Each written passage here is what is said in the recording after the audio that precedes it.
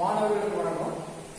இன்னைக்கு நம்ம பார்க்கக்கூடிய பாடம் 11வது வணிகவியல் பாடத்துல 3வது பாடம் தொழில் நடவடிக்கைகளின் வகைகள். இது ஆங்கிலத்தில் classification of business activities. Business activities வந்து கிளாசிஃபை பண்றது. தொழில் நடவடிக்கைகள் வகைகள். சார் என்ன சார் நடவடிக்கை? தொழில் நடவடிக்கை என்ன சார்? நடவடிக்கை அப்படின்னா என்ன சார் அப்படின்னு உங்களுக்கு ஒரு சந்தேகம் இருக்கலாம். நடவடிக்கை அப்படின்னா நம்ம கூட சில பையன்களை பார்த்து சொல்லுவோம், எப்போ அவங்களுடைய நடவடிக்கை சரியில்லையே அப்படின்னு சொல்லுவோம். நடவடிக்கை அப்படின்னா என்ன அர்த்தம்னா அவன் செய்கிற செயல். அதே போல நாம இந்த பாடத்துல பிசினஸ் ஆக்டிவிட்டிஸை பத்தி பார்க்கணும். தொழிலோட நடவடிக்கை. அப்போ தொழில் நடவடிக்கைன்னு என்ன அர்த்தம்?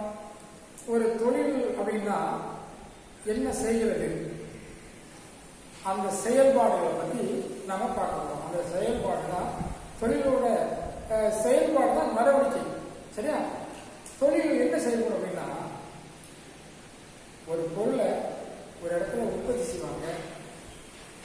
ஒரு இடத்துல உற்பத்தி செஞ்ச பொருள் உற்பத்தியாளர்கள் வந்து பல்வேறு நிலைகளை கடந்து கடைசியாக அதை பயன்படுத்தும் நுகர்வோரிடம் சென்றடைகிறது. எப்படி அப்படின்னா முழு பொருளாக, முழுமை பெற்ற பொருளாக சென்றடைகிறது.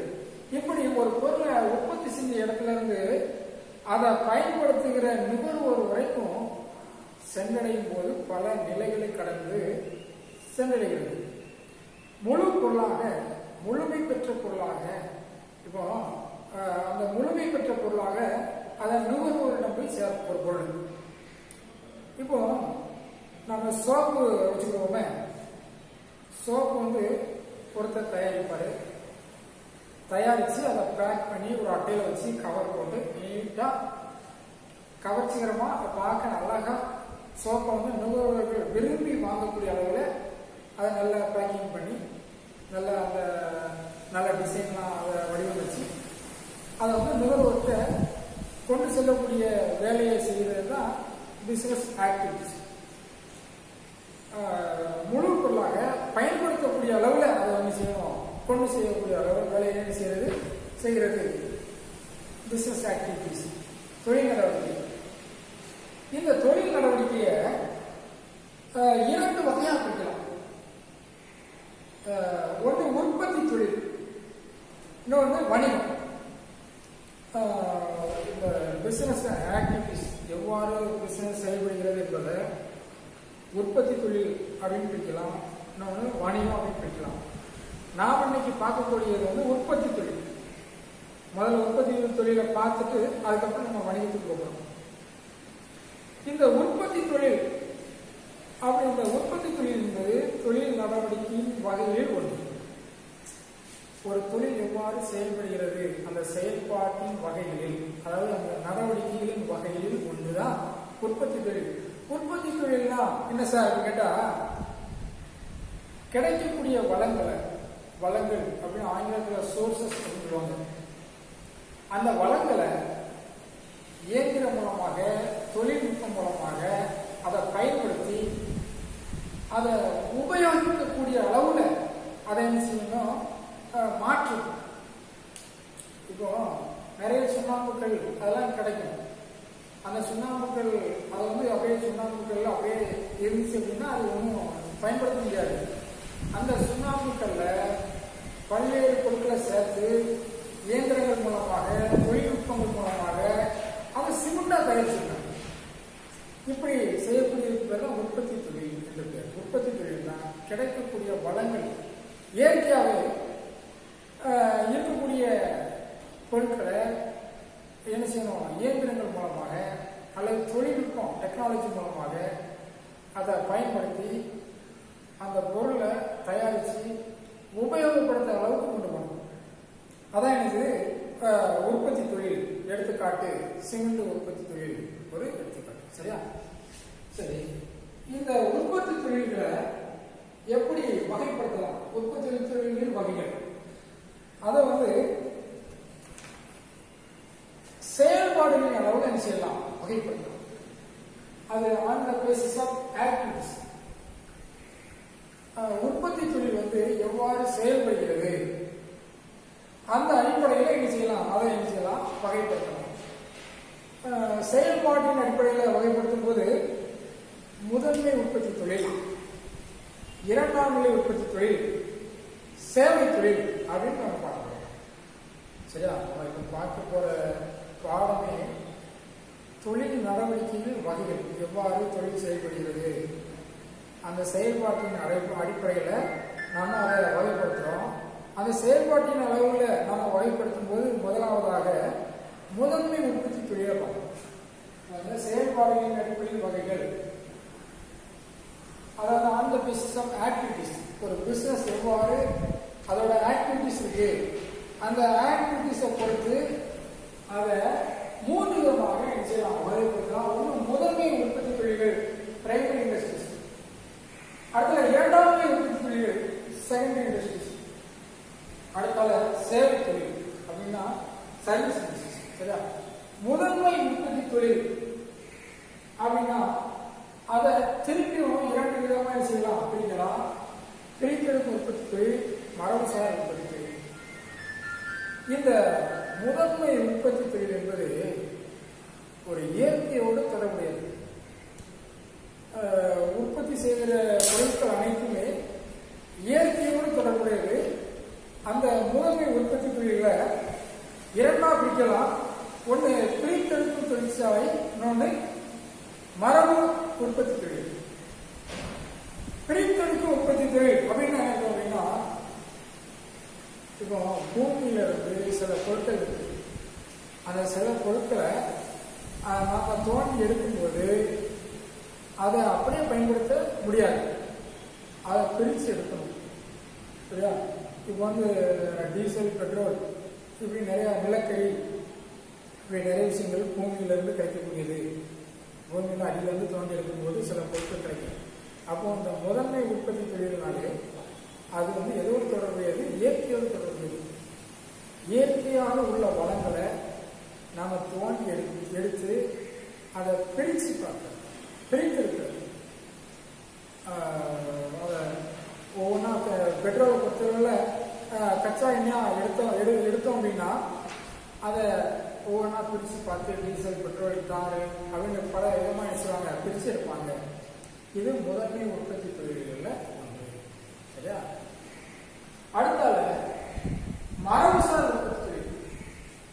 இந்த மரபுசார் உற்பத்தி தொழிலும் முதன்மை உற்பத்தி தொழில் தான். மரபு அப்படின்னா காலங்காலமாக என்ன செய்வாங்கன்னா, நாம மரபு அடிப்படையில் பாரம்பரியமாக சில தொழில்களை என்ன செய்வோம், செஞ்சுவோம். எடுத்துக்காட்டு கால்நடை, ஆடு மாடு வளர்க்குறது, தாவரங்கள் பயிர் செய்வது, கோழி வளர்க்குறது, மீன் வளர்க்குறது, இது எல்லாமே மரபுசார் உற்பத்தி. சரியா? அப்போ முதல்ல நம்ம செயல்பாடுகளின் அடிப்படையில் ஒரு தொழில் எவ்வாறு செயல்படுகிறது என்பதன் அடிப்படையில் நாம் பிரிக்கும் போது அதை முதன்மை உற்பத்தி தொழில் என்றும், இரண்டாம் நிலை உற்பத்தி தொழில் என்றும், சேவை தொழில் என்று என்ன செய்வோம், பிரிக்கிறோம். இந்த முதன்மை உற்பத்தி தொழில் என்பது இயற்கையோடு தொடர்புடையது அப்படின்னு சொல்லியிருக்கேன். இயற்கையோடு தொடர்புடைய வளங்களை நாம் பிரித்தெடுத்து என்ன செய்கிறோம், ஒரு தொழில் செய்கிறோம். அடுத்ததாக மரபு தொழில் என்றால் பாரம்பரியமாக ஆடு மாடு வளர்க்குறது, கோழி வளர்க்குறது, பயிர் செய்கிறது, மீன் வளர்க்குறது, இந்த மாதிரி தொழிலாம் இது மரபு வழியாக என்ன செய்யறது, செய்யறது. சரியா? இது செயல்பாடு அடிப்படையில் நாம முதன்மை உற்பத்தி தொழில பார்க்கணும். அடுத்தால இரண்டாம் நிலை உற்பத்தி தொழில். இரண்டாம் நிலை உற்பத்தி தொழில் அப்படின்னா, இரண்டாம் நிலை உற்பத்தி செகண்டரி இண்டஸ்ட்ரி அப்படின்னா தயாரிப்பு தொழில், கட்டுமான தொழில் அப்படின்னு அதை 2 வகையா பிரிக்கலாம். தயாரிப்பு அப்படின்னா,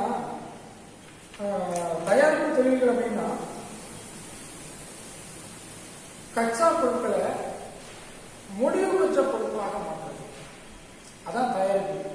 அதாவது முதல்ல பார்த்துக்கலாம், முதன்மை உற்பத்தி தொழில் அது இயற்கையாக கிடைக்கக்கூடிய பொருட்கள், இயற்கையோடு சார்ந்தது அப்படின்னு நான் சொன்னேன். இரண்டாம் நிலை உற்பத்தி தொழிலில் அது இரண்டாம் பிரிக்கலாம். ஒன்று தயாரிப்பு தொழில், இன்னொன்று வந்து கட்டுமான தொழில். தயாரிப்பு தொழில் என்பது கச்சா பொருட்களை முடிவு பெற்ற பொருட்களாய் முழு பொருட்களாய் மாற்றுவது. சரியா? அது வந்து அந்த தயாரிப்பு தொழில்களை வேறு 4 விதமாக செய்யலாம், பிரிக்கலாம். ஒன்று பகுப்பாய்வு உற்பத்தி தொழில். பகுப்பாய்வு அப்படின்னு அர்த்தம். அத ஆங்கிலத்தில் அனலைட்டிக்கல் இண்டஸ்ட்ரீஸ், அனலைட்டிக்கல் அனலைஸ் அப்படின்னு சொல்லுவாங்க. அனலைட்டிக்கல் அப்படின்னா ஒரு பொருளை பகுத்து ஆராய்ந்து அதை பிரிக்கிறது. பூமிக்கடையில் கிடைக்கக்கூடிய கச்சா பொருள் இருக்கு, அந்த கச்சா பொருளை எடுத்து அப்படியே பயன்படுத்தாம அதை பிரித்து ஆராய்ந்து எதற்கு பயன்படுத்தணும் என்பதை ஆராய்ந்து என்ன செய்யறது, பார்க்கறது தான் எனது பகுப்பாய்வு உற்பத்தி தொழில். எடுத்துக்காட்டு டீசல், மண்ணெண்ணெய், பெட்ரோல் இதெல்லாமே பகுப்பாய்வு உற்பத்தி தொழில் மூலமாக என்ன செய்யப்படுகிறது, நமக்கு கிடைக்கும். அடுத்த செயற்கை பொருள் உற்பத்தி தொழில். செயற்கை பொருள் அப்படின்னு அர்த்தம். செயற்கை பொருள்னா பல்வேறு வகையான பொருட்களை என்ன செய்யறது, கூட்டி ஒன்றிணைச்சு ஒரு புது பொருளை என்ன செய்யறது, உருவாக்கி. பல பொருட்களை என்ன செய்வாங்க, கூட்டி பல பொருட்களை சேர்த்து ஒரு புதிய பொருளை என்ன செய்யறது, உருவாக்குறது அந்த செயற்கை பொருள். செயற்கையாக, அதாவது இயற்கையாக கிடைக்கிற பொருள் இல்லாமல் செயற்கையாக சில பொருட்களை சேர்த்து ஒரு புது பொருளை என்ன செய்யறது, உருவாக்குறது. எடுத்துக்காட்டு பாலிஸ்டர். இந்த பாலிஸ்டர் சட்டை எல்லாம் சொல்லுவாங்களா, இது எல்லாமே எனக்கு செயற்கை பொருள் உற்பத்தி தொழில். அடுத்த தொடர்முறை உற்பத்தி தொழில் அப்படின்னா, அதாவது தொடர்முறைனா ப்ராசஸிங். பல்வேறு ப்ராசஸை கடந்து ஒரு புதிய பொருள் என்ன செய்யும், உருவாகும். அதுதான் என்னது தொடர்முறை உற்பத்தி தொழில். இப்போ சுகர் தயாரிக்கணும், சீனி தயாரிக்கணும். சீனி தயாரிக்கிறது என்பது உடனடியாக சீனி தயாரிக்க முடியாது. அது சில படிநிலைகளை கடந்து கடைசியாக சீனி என்ன செய்யும், மாறி. அதுதான் என்னது ப்ராசஸிங் இண்டஸ்ட்ரி, தொடர்முறை உற்பத்தி தொழில். அடுத்தது ஒன்று திரட்டு உற்பத்தி தொழில். ஒன்று திரட்டுன்னா என்ன இருக்குன்னா, பல முடிவுற்ற பொருட்களை ஒன்று சேர்த்து ஒரு புதிய பொருளை உருவாக்குறது. அதான் ஒன்று திரட்டுதல். அசம்பிளிங், அதாவது அசம்பிள் பண்றது அப்படின்னு சொல்லுவாங்க.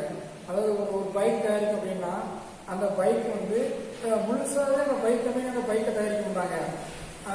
ஒருத்தர் ஒரு கம்பெனியில் டயர் வாங்கி பண்ணியிருப்பாங்க, ஒரு கம்பெனியில் வீல் வாங்கி பண்ணியிருப்பாங்க, ஒரு கம்பெனியில் ஒரு சீட் வாங்கி பண்ணியிருப்பாங்க. இப்படி பல்வேறு பொருட்களை ஒன்று சேர்த்து புதிய பொருளாக, புது பைக்காகவோ புது காராகவோ என்ன செய்வாங்க, தயாரிப்பாங்க. அதுக்கு பேர் ஒன்று திரட்டு பிரித்தாலே. இது வந்து தயாரிப்பு தொழில்கள். அடுத்தது கட்டுமான தொழிலாம் உனக்கு தெரியும். பாலங்கள் கட்டுறது, வீடு கட்டுறது, ரோடு போடுறது, இந்த மாதிரி விஷயங்கள்லாம் என்னது கட்டுமான தொழில்களில் வரும். அடுத்தால நாம சேவை தொழிலை பார்க்கணும். இதுவரைக்கும் நம்ம செயல்பாடுகளின் அடிப்படையில் பார்க்கும்போது முதன்மை உற்பத்தி தொழில், இரண்டாம் நிலை உற்பத்தி தொழில் பார்த்துருக்கோம். இப்போ நம்ம பார்க்க போகிறது வந்து சேவை தொழில். சேவை அப்படின்னா என்ன அர்த்தம்னா, சர்வீஸ். சர்வீஸ் அப்படின்னு என்ன அர்த்தம், அது வந்து சேவை அப்படின்னா ஒரு பொருளை உருவாக்குவது கிடையாது. இந்த சேவை தொழிலை யார் செய்யறாங்களோ, இதுவரைக்கும் நம்ம பார்த்ததுன்னா, இதுவரைக்கும் முதன்மை உற்பத்தி தொழில், இரண்டாம் நிலை உற்பத்தி தொழில் அப்படின்னு பார்க்கும்போது அவர்கள் வந்து ஒரு பொருட்களை உருவாக்கினாங்க. எங்க வந்து சேவை தொழில் என்பது பொருட்களை உருவாக்குவது கிடையாது. யார் இந்த சர்வீஸ் இண்டஸ்ட்ரி வச்சுருக்காங்களோ, சர்வீஸ் பண்றாங்களோ, அவங்க வந்து லாபம் நோக்கோடு சில சேவைகளை செய்வாங்க. அவங்க செய்யக்கூடிய சேவைக்கு என்ன செய்வாங்கன்னா ஒரு சார்ஜஸ் வாங்குவாங்க, கட்டணம் செய்வாங்க, வாங்குவாங்க. அதுதான் சேவை தொழில். இந்த சேவை தொழிலை தனி சேவை, பொது சேவை, விநியோக சேவை, நிதி சேவை, தனித்துவ சேவை, தனித்திறன் சேவை அப்படின்ட்டு சேவை தொழில்களை வகைப்படுத்தலாம். தனி சேவை அப்படின்னா ஒரு தனி மனுஷன் ஒரு சேவையை செய்யும். ஒரு ஆள் வந்து ஒரு பஞ்சர்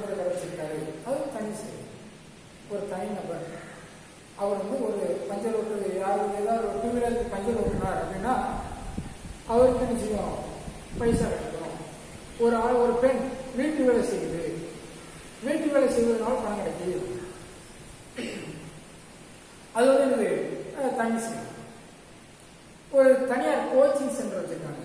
கோச்சிங் சென்டர் வச்சு மாணவர்களுக்கு தேர்வு எப்படி எழுதணும் அப்படின்னு சொல்லி சில வழிகாட்டுதல் முறைகள்லாம் சொல்லி கொடுக்காங்க. இதெல்லாம் எனக்கு தனி சேவை.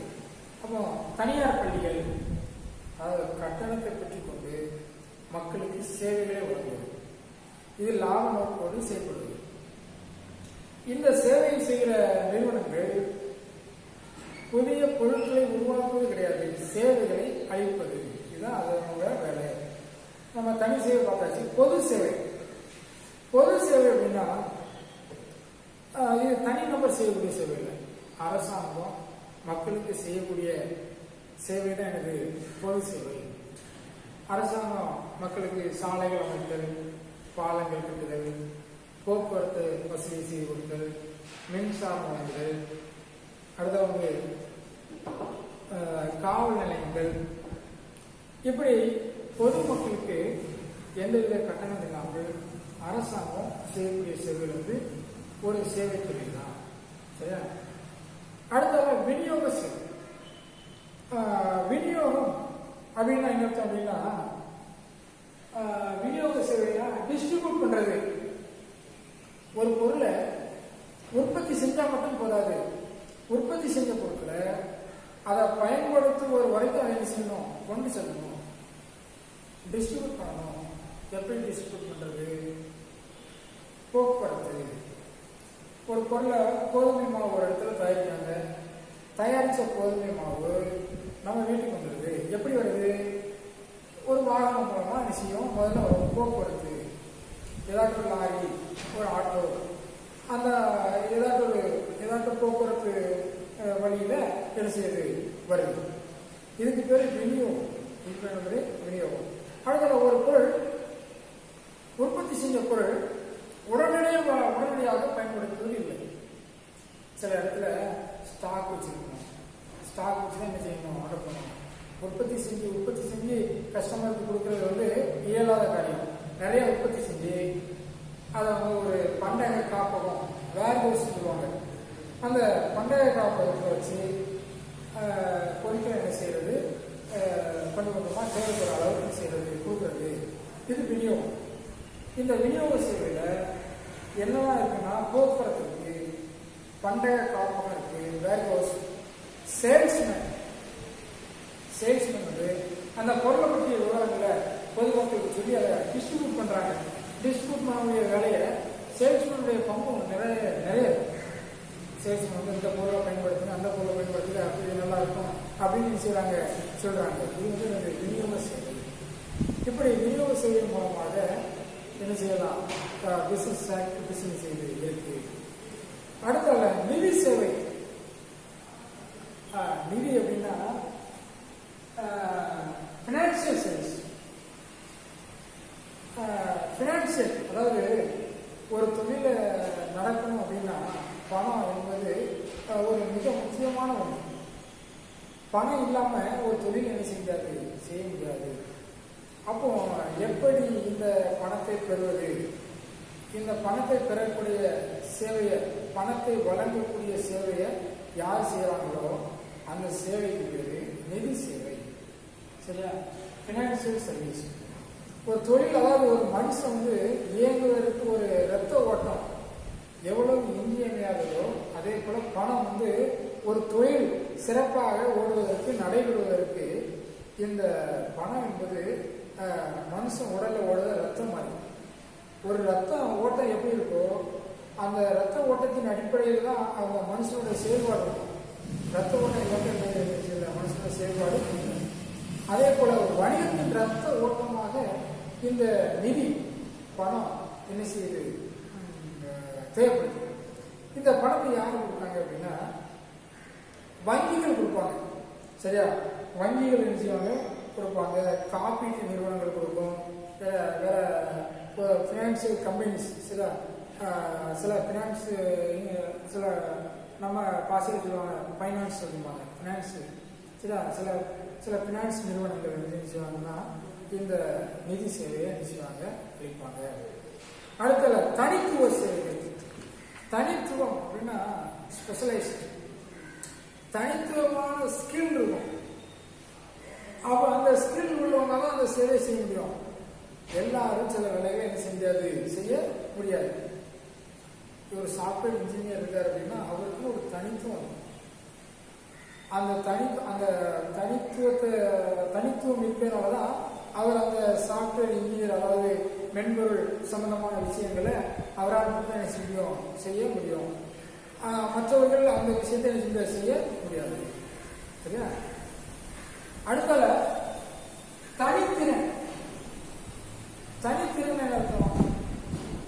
சில வேலையை சில அழுத்த கொடுத்தா தான் கரெக்டாக செய்வாங்க. எல்லாருக்கும் எல்லா வேலையும் செய்ய முடியும். ஆனாலும் சிறப்பு திறன் பெற்றவர்கள் அந்த வேலையை செஞ்சால் சிறப்பாக. சரியா? தனித்திறன் பெற்றவர்களால், அதாவது புதிய தொழில்நுட்பங்களை உருவாக்குறது, புது புது எண்ணத்தை உருவாக்குறது. ஒரு எல்லாரும் ஒரு புரோட்டா தயாரிக்கலாம். ஆனால் புரோட்டா தயாரித்தா அதை டேஸ்டாக இருக்கணும், சாப்பிடலாம். அப்போ அதற்கு ஸ்பெஷல் தனித்துவம் சில நுட்பமாக தயாரிக்கிறது. நான் புரோட்டா சொல்லியிருக்கேன். இதே மாதிரி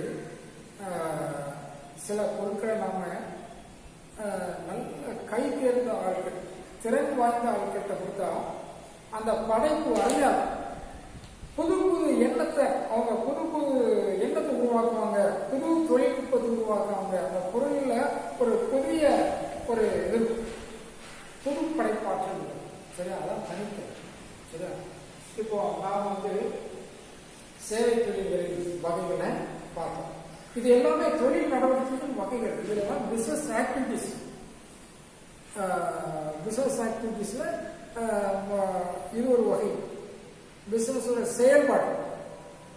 செயல்பாட்டின் அடிப்படையில் தான் நம்ம முதன்மை தொழில், இரண்டாம் நிலை தொழில், அடுத்த சேவை தொழில். இதற்கு முன்பதாக முதன்மை தொழிலை பார்த்துருக்கோம், இரண்டாம் நிலை தொழிலை பார்த்துருக்கோம். இப்போ நம்ம செஞ்சுட்டு இருக்கோம் சேவை தொழிலை பார்த்துருக்கோம். அடுத்த நம்ம பார்க்க போறது வணிகம்.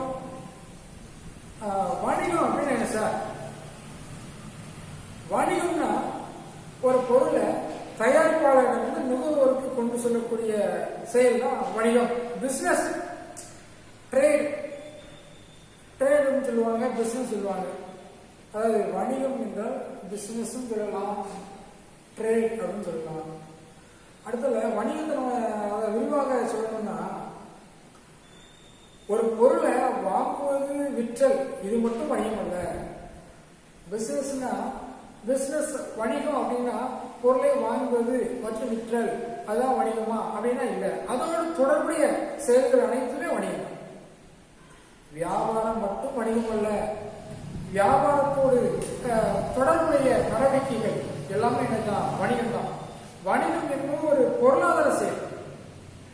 ஒரு பணத்தை சம்பாதிக்கணும் என்பதாக, பணத்தை சம்பாதிப்பதற்காக செய்யக்கூடிய செயல் தான் என்னது வணிகம். இது வியாபாரம் மட்டுமல்ல, ஒரு பொருளை வாங்குவது மற்றும் விற்றல் மட்டுமல்ல, வியாபாரத்தை சார்ந்த நடவடிக்கைகளும் என்னதான் வணிகம். இந்த வணிகத்தை ஒரு 5 விதமாக பிரிக்கலாம். முதல்ல வியாபாரம். வியாபாரம்னாலும் ட்ரேடு தான், வணிகம்னாலும் என்னது ட்ரேடு தான். வியாபாரம்னா என்னது? ஒரு பொருளை வாங்கி விற்கிறது. ஒரு பொருளை வாங்கி விற்கிறது தான் வியாபாரம். இதுக்கு வேற விளக்கம் என்ன சொல்ல? ஒரு பொருளை வாங்கி விற்கிறது. அந்த வியாபாரத்தை உள்நாட்டு வியாபாரம், வெளிநாட்டு வியாபாரம் அப்படின்னு செய்யலாம், பிரிக்கலாம். உள்நாட்டு வணிகம், வெளிநாட்டு வணிகம் அப்படின்னு பிரிக்கலாம். உள்நாட்டு வணிகத்தையுமே என்ன செய்யலாம்? மொத்த வியாபாரம், சில்லறை வியாபாரம் அப்படின்னு பிரிக்கலாம். வெளிநாட்டு வியாபாரத்தை என்ன செய்யலாம்? ஏற்றுமதி வணிகம், இறக்குமதி வணிகம் அப்படின்னு என்ன செய்யலாம்? பிரிக்கலாம். இது வியாபாரம் என்பது வணிகத்தில் உள்ள ஒரு அடக்கம், உள்ளடக்கம். வணிகத்தில் உள்ள உள்ளடக்கம், வணிகத்தில் உள்ள செயல்பாடுகளில் உள்ளடக்கத்தில் ஒன்றுதான் வியாபாரம். வணிக செயல்பாடுகளில் ஒரு உள்ளடக்கம், வணிகத்தில் ஒரு ஒரு பகுதி, ஒரு உள்ளடக்கம், சில செயல்பாடுகளில் உள்ளடக்கம் எனது வியாபாரம். அடுத்தால போக்குவரத்து. போக்குவரத்துல டிரான்ஸ்போர்ட். இது வியாபாரத்தோடு தொடர்புடையது. அப்போ நம்ம வணிகம்னா என்ன சார் அப்படின்னு கேட்டா, பொருளை வாங்குறது விற்கிறது மட்டுமல்ல, அதோடு தொடர்புடையது. அதோடு தொடர்புடையதுல எனது போக்குவரத்து. போக்குவரத்து என்னது? உற்பத்தி செய்ய பொருளை அதை பயன்படுத்தும் நுகர்வோர் வரைக்கும் என்ன செய்யணும்? கொண்டு செல்வது. உற்பத்தியாளரிடமிருந்து அதை பயன்படுத்தும் நுகர்வோர் வரைக்கும் கொண்டு செல்லும் ஒரு ஊடகம், அது ஒரு மீடியா. போக்குவரத்து என்பது ஒரு மீடியா. உற்பத்தியாளரிடமிருந்து அவற்றை நுகர்வோருக்கு கொண்டு செல்லும் ஒரு ஊடகம் தான் என்பது போக்குவரத்து. போக்குவரத்து இல்லாம ஒரு வணிகம் செய்ய முடியாது, செயல்பட முடியாது. போக்குவரத்து என்பது ஒரு வியாபாரத்தோடு தொடர்புடைய ஒரு நடவடிக்கை. ஒரு இடத்துல உற்பத்தி செய்த ஆசீர்வாத் கோதுமை மாவு நம்ம ஊருக்கு என்ன செய்யுது? கிடைக்கும். நம்ம ஊர்ல உற்பத்தி செய்யக்கூடிய நெல் அரிசியாக பல ஊருக்கு என்ன செய்யுது? சென்றடையுது. அப்போ ஒரு இடத்துல உற்பத்தி செய்த பொருள் நுகர்வோர் வரைக்கும் சென்றடையும் ஊடகமாக போக்குவரத்து செயல்படுகிறது. வியாபாரத்தோடு தொடர்புடைய நடவடிக்கையா அதை செய்து இருக்கு. அடுத்த வங்கியல். வங்கியல்னா பேங்கிங். அதாவது முன்னால எந்த தொழில் செஞ்சாலும் அவர்கள்ட்ட யார் தொழில் செய்யறாங்களோ அவங்ககிட்ட எவ்வளவு ரூபா இருக்குமோ அதன் அடிப்படையில் அதற்கு ஏற்றவாறு தொழில் செய்வாங்க. அப்படி ரூபா தேவைப்பட்டுச்சுன்னா உறவினர்களிடமோ நண்பர்களிடமோ என்ன செய்வாங்கன்னா பணத்தை என்ன செய்வாங்க? வாங்குவாங்க. ஆனா இன்று தொழில்கள் பேரளவில் இருக்கு. இந்த தொழில்களை நடத்துவதற்கு பணம் தேவைப்படுகிறது. இந்த பணத்தை வங்கிகள் உதவியின்றி நாம் என்ன செய்ய முடியாது? பெற முடியாது. இப்போ நிறைய தொழில் நிறுவனங்கள்லாம் இந்த வங்கிகளிடம் கடன் பெற்று தான் தொழில் செய்யறாங்க. அப்போ வங்கிகள் என்பது, பேங்கிங் என்பது ஒரு வியாபாரத்தோடு தொடர்புடைய ஒரு நடவடிக்கை தான். வியாபாரம் செய்வதற்கு வங்கிகள் ஒரு நடவடிக்கை. சரியா? வங்கி ஒரு வியாபார தொடர்புடைய நடவடிக்கை, அதுவும் ஒரு வணிகம் தான். சரியா? அடுத்த காப்பீடு. காப்பீடுனா இன்சூரன்ஸ். வியாபாரம் அப்படின்னாலே லாபம் என்பது ஒரு நிச்சயமற்ற தன்மை. லாபம் கிடைக்கும் அப்படிங்கிறது ஒரு நிச்சயமற்ற தன்மை. கிடைக்கலாம், கிடைக்காம என்ன செய்யலாம், போகலாம். நம்மளுடைய வணிகம் ஒரு நிரந்தரமா சொல்ல முடியாது. இயற்கையினால், இயற்கை சீற்றத்தினால், அல்லது களவு ஏற்பதினால், அல்லது தீப்பிடிப்பதனால இப்படி நிலநடுக்கம், இப்படி சில விஷயங்கள்னால நாம செய்யக்கூடிய வணிகம் இடர்பாடுகளை சந்திக்க நேரும். இப்படி ஏற்படக்கூடிய இடர்பாடுகளை போக்குவதற்கு இன்சூரன்ஸ்.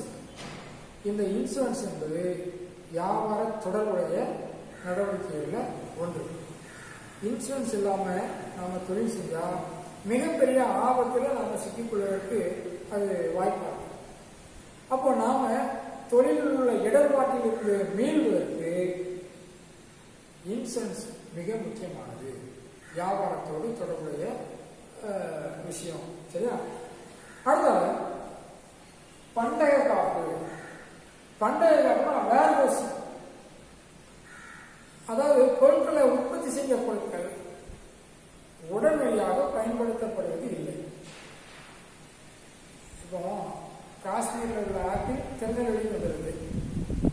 காஷ்மீரில் உள்ள உற்பத்தி செஞ்ச பொருள் அது உடனடியாக நம்ம பயன்படுத்தலாமா அப்படின்னு பார்த்தா இல்லை. அதை பண்டக காப்பகத்தில் சேமிச்சு வைத்து தேவைப்படும் போது தேவைக்கு ஏற்ப கொடுக்கக்கூடிய வேலை செய்யுது பண்டக காப்பகம் செய்யப்படுது. அதாவது பொருட்கள் சீராக சென்றடைய. இப்போ இன்னைக்கு ஒரு லாரி ஆப்பிள் வந்திருக்கு அப்படின்னா ஒரு லாரி ஆப்பிள் இன்னைக்கு நம்ம ஊர்ல விற்க முடியாது. அப்ப அந்த ஒரு லாரி ஆப்பிள ஒரு பண்டக காப்பகத்தில் சேர்த்து வச்சு அதை டெய்லி கிடைக்கக்கூடிய அளவுக்கு சீராக அதை வெளியிடக்கூடிய வேலையை செய்யறது தான் இது பண்டக காப்பகம். சரியா? இப்போ இன்னைக்கு இந்த பாடம் முடிஞ்சு நம்ம பார்த்துருக்கிற பாடம் வந்து தொழில் நடவடிக்கை வகைகள். அப்போ ஒரு பொருளை உற்பத்தி செஞ்ச உற்பத்தியாளர்கள் வந்து நுகர்வோர் வரைக்கும் கொண்டு செல்லும்போது அது என்னென்ன செயல்பாடுகளை கடந்து நுகர்வோரை அடையுது அப்படிங்கிறதான் பார்க்கணும். அதான் தொழில் நடவடிக்கை, பிஸ்னஸ் ஆக்டிவிட்டிஸ். சரியா? இந்த பாடத்தை இதற்கான அசைன்மெண்ட்டை வந்து நாங்கள் கூகுள் கிளாஸ் ஆப்பில் வந்து போட்டுருக்கோம். சரியா? நீங்கள் கண்டிப்பாக அந்த அசைன்மெண்ட்டை கூகுள் கிளாஸ் ஆப்பில் செய்யணும். தேங்க்யூ.